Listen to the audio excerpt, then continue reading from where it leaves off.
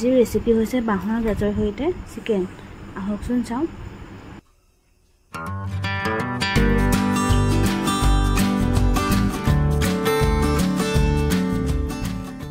তেলখিনি গৰম হোৱাৰ পাছত মিহি মিহিকৈ কাটি লোৱা দুটা পিঁয়াজ ৰঙচুৱা হোৱাকৈ ভাজি লৈছোঁ।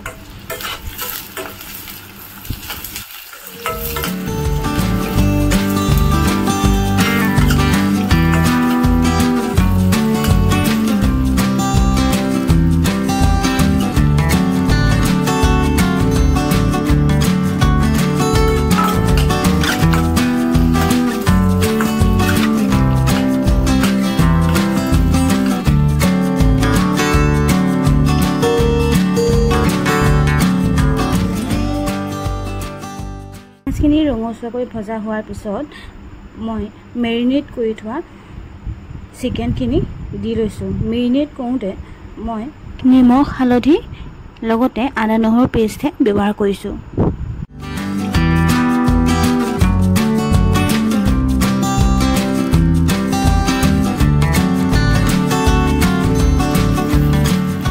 ডাঙৰ চাইজৰ এটা আলু 4 পিচ 5 পিচ হোৱাকৈ কাটি দি দিছোঁ।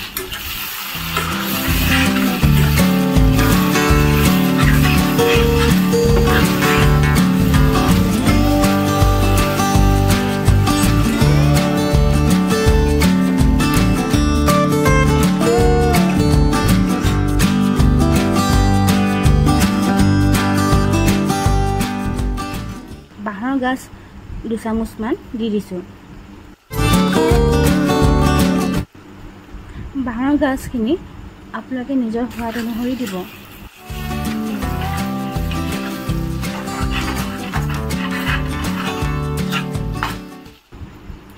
এতিয়া ঢাকন মাৰি 5 মিনিটমানৰ কাৰণে কম জুইত ৰাখি দিছোঁ।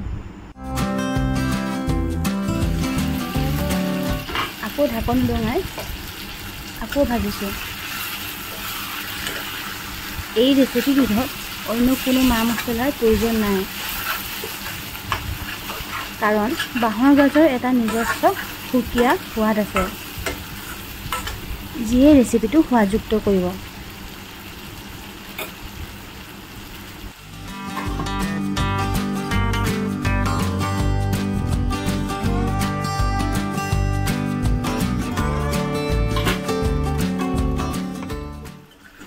এনেদৰে কিছু সময় ৰখাৰ পাছত এয়া পৰিৱেশনৰ কাৰণে সাজু হৈ গৈছে।